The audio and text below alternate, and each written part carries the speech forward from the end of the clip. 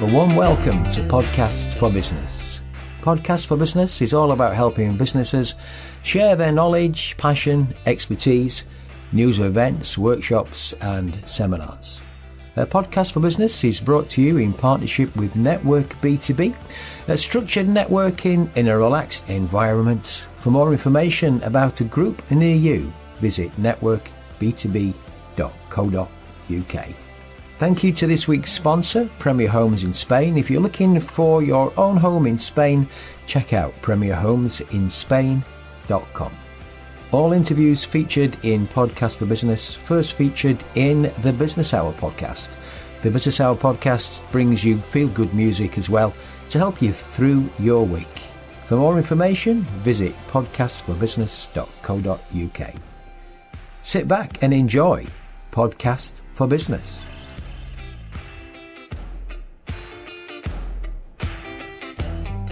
Well, as I look out the window, it's a bright sunny day here in the UK. It's a bit cold, and I mention that because where my next guest is going, it's going to be a lot colder. I'm joined on the line now by Tamara Taylor. Tamara, how are you? Hi, I'm very well, thank you. Now, look, it's what, about 4 years ago since we last spoke, and just to put this in some context for those who've not heard that interview, and there will be some, okay, you were an international rugby union player with the England women team, yeah? Yep. Over 100 caps. Yep. World Cup winner. Yep. Yeah, so there you go. And now you're off on a really interesting challenge. I am, yes. It still involves rugby. Yes. But it's going to be slightly different to any rugby I've ever played before. Well, let's explore this then, because it's all to support a charity called Wooden Spoon that I learned a little bit about last week, and we'll touch on that in the interview as well. So first of all, tell me about the challenge and how did it come about? Because I've just been checking this. I just wanted to share this with the listener. I checked the highest rugby union ground in the world is Joburg, Ellis Park in Joburg at 1,810 metres. You're going to play at 6,500 metres. Where on earth are you playing? Well, we're playing the only place on earth that you could get that high, and that's on Mount Everest. So the challenge is there's about 30 of us, and we're going to go from base camp to advanced base camp, set up our own rugby pitch. So we'll be taking biodegradable colouring to mark the pitch out. We've got to take our own flags and posts that we can put up, and probably have to drill into the slightly icy ground. And we're going to try and break 2 Guinness World Records. So one for the highest game of sevens and the other one for the highest game of touch rugby. Wow. So it's a little bit higher than Ellis Park is, and it's going to be an absolutely massive. How on earth did this idea come? Yeah, where did it come from? So it's from the Wooden Spoon. They are very creative and a little bit crazy. And 4 years ago, they went to the North Pole to try and break the record for the northernmost game of rugby. So this time around, they thought, what can we do that's also a little bit crazy? Oh, let's see if we can play rugby on Mount Everest. Did you get a call? Yeah, I had a call off one of the guys. He said, we're thinking of doing this challenge. What do you reckon? And I was like, oh, that sounds awesome. Yeah, let's go. And before I knew it, I'd signed my name up, ticked all the boxes, started a medical questionnaire, and yeah, here I am now, a month away. A month away. Because this is, I'm smiling because I think this is absolutely awesome. This is not just a question of turning up at Everest and just doing what you're doing. You're going to be there. What was it, for 24 days? Yeah, and that's mainly due to the acclimatization. So if we just turned up at Mount Everest and even tried to walk, let alone play a game of rugby, we wouldn't make it. None of us would make it. So the long period of time that we're having to go for is because you need time for your body to adjust, because there's obviously quite a lot less oxygen the higher you go. And if you just try and walk and don't stop and acclimatize, then you'll get pretty sick and you'll have to come back down.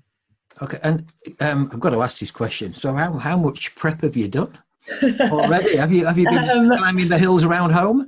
Well, yeah. So I've done a few practice walks. So we've had a few sort of team building weekends, where because it's a a group of people who don't know each other really in the main. So it's been really cool to meet 20 new best mates that I'm Right. hanging Okay. out with for 24 days. We've been in the lakes. The guys have been to Ben Nevis. I've done the Yorkshire Three Peaks, Hmm. which was really hard, by the way. Trying to do three peaks in one day Yeah. in very cold January weather was pretty tough, but a great challenge, ready for Everest. Um, I've been trying to get my walking boots slightly more warmed up than Well, than they were when I bought them.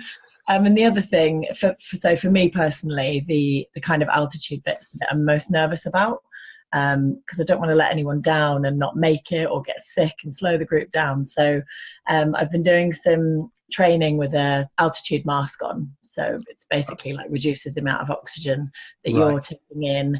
Do a little bit on the bike, do a bit of walking. And I've also been sleeping in an altitude tent, Have you which is really?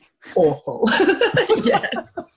All right, okay. Well, I can just picture that now. What's that up in the bedroom? That'd be fun. Yeah, it's literally, I'm camping in my own bedroom. So Oh, we've put the mattress into the tent. It's got see-through walls, so it's a bit weird. And then it's fairly airtight, and you pump in the air, which reduces the amount of oxygen that's in there. So it's a kind of easier way of getting acclimatized because it's while you're sleeping, so you're not kind of taking time out of your day to sit with an altitude mask oh, on. Um, okay. And I gather you're not great with heights, I hear. Is if that I'm true? really close to the edge of something, you get that tingly feeling in your hands and your feet. I don't know if you get it. But Well, I'm lucky I'm not scared of heights too bad. it just makes me like a little bit tingly in my hands and my feet. I think my natural instinct is to drop to the ground so that I'm not going to get blown off the edge of anywhere high. But I'm hoping I'm not going to be going near too many edges. I Right, think okay. the area that they're going to set the pitch up in. Hopefully, no one's going to be in any danger of falling off the edge. Let's hope. Let's hope so. Anyway, so it's for the charity Wooden Spoon. Tell me a bit about the charity. Yeah, so it's an awesome charity.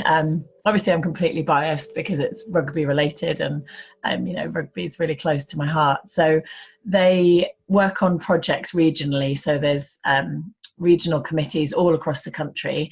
So where the money's raised, money will go to a project in your local area, and they help disadvantaged and disabled children. So the projects can be literally anything that's needed in the area, from money spent to get horses for riding for the disabled, or money spent on a sensory room for children who've got learning difficulties and need to have different sensory needs. So yeah, it's a really amazing charity, and it's really cool to be able to literally see where every single penny of your money goes. It's nice to see it go into that local pot, as you say, as well. Yeah, Yeah. it's really Okay. nice. So you're looking to raise around 200,000?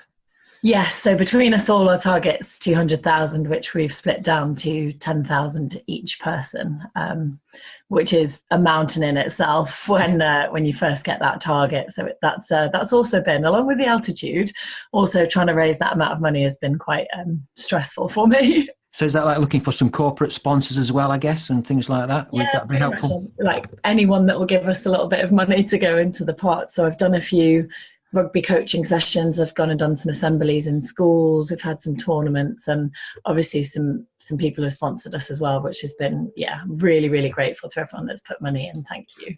And there's the 14 captains I read here. You've got some Yeah, interesting captains. that's right. Good, yeah. So we've got Ollie Phillips, Lee Mears, Shane Williams, and myself, all highly competitive. I think everyone's kind of forgotten the fact that actually when we're at 6,500 meters, rugby is not going to look like rugby. It's going to be very slow, pretty painful, and really competition's going to go out the window because it's going to be about completing the task and making sure that we finish with everybody intact, and we raise the money needed for wooden spoons. But all the stuff that we've done in the build up has been pretty competitive. It's interesting. I just mentioned when we were talking before that went to a talk by Ben Fogle the other day, and it just reminded me of something there when what you just said there, because he actually said in his talk, this is not about competing, this is about completing. Yeah. And that's what this is all about. And is this a world record attempt then? Yeah, so it'll be 2 world record attempts. So there'll be 2 games. The sevens game, which will be the boys will play in, because for it to tick the box of World Rugby rules, it has to be same-sex game. Okay. And the touch game will be a separate world record, and that will be mixed gender. So yeah, hopefully we'll come down with everybody intact, having completed our task, and the holders of 2 world records, which would be amazing. It just got me thinking again there then. So have you got a Guinness Book of World Records adjudicator going with you? No, but that would be amazing. The guy with his little glasses and his clipboard. Yeah. There you go. Cool. He's not coming with us, but we have to have the game filmed. So we've got a cameraman from World Rugby who's going to be following us, and they're actually going to make a little bit of a documentary about the journey. And then he has to film the game. That gets sent to the world record people. They check it, verify that we've done everything properly, and then hopefully we get our world record. Wow. So when do you fly out? 13th of April, we fly from Heathrow. Cool. Not long then. No, I know. Every day that ticks by, I start thinking I really ought to pack. So if people want to sponsor you, how can they do that? How can they go to a website somewhere or something? Or? Yes, yep. So I've got a Virgin Money Giving account. So www.virginmoneygiving.com/Tamara Taylor.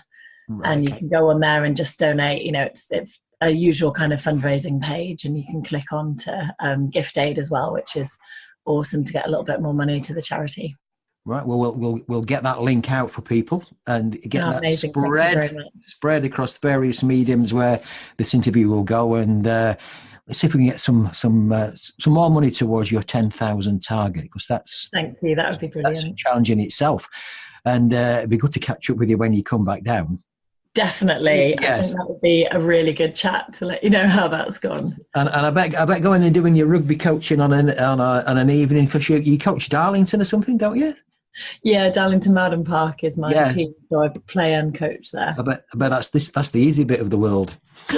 Doing all exactly. I've been injured, so I've only just started back playing rugby in January. I had an ankle operation, so everyone's been saying, "Oh, have you been out walking?" And I'm like, "No, I've been doing the rugby, so I'm ready for the rugby part when we get up there." Wow, God, right. Well, look, we'll get this out for you. We'll get that website link out as well. Just give me one more time. www.virginmoneygiving.com/Tamara Taylor. Go. And Tamara, I wish you all the best. What a challenge, I'm in awe. When I'd seen Ben Fogle last week, I felt inspired. Definitely. But then I also felt a little bit sad, because I looked at my life and went, what have I done? And then I realised the thing, and he finished it with these wonderful words, and I think it's relevant to everybody, really. He said, it's not about rowing the Atlantic. It's not about climbing Everest. He said, it's about climbing your own Everest. Definitely. Wow. And I thought, well, how powerful is that? So I wish you well. We'll catch up when you come back. And I'm going to ask you one final question. When you're back, are you doing the bike ride across Yorkshire as well for him?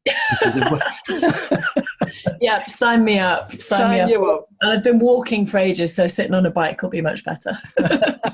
Tamara, thanks for joining me today. It's been absolutely Thanks very much for having me. Wish you all the best. Take care. Take care. Bye-bye now. Bye. Like to share news about your business, event, seminar, or workshop? Simply email steve@stevetwynham.com. Thank you for taking the time to listen to this podcast for business. If you would like to feature your business in Podcast for Business and the Business Hour podcast, I would love to hear from you.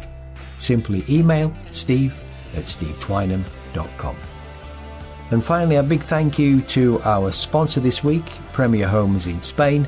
If you'd like more information about Premier Homes in Spain, check out their website, premierhomesinspain.com. And also to our partners, Network B2B, structured networking in a relaxed environment with groups across the UK. Simply check out Network B2B The Business Hour podcast is produced and presented by Steve Twyder. Copyright applies.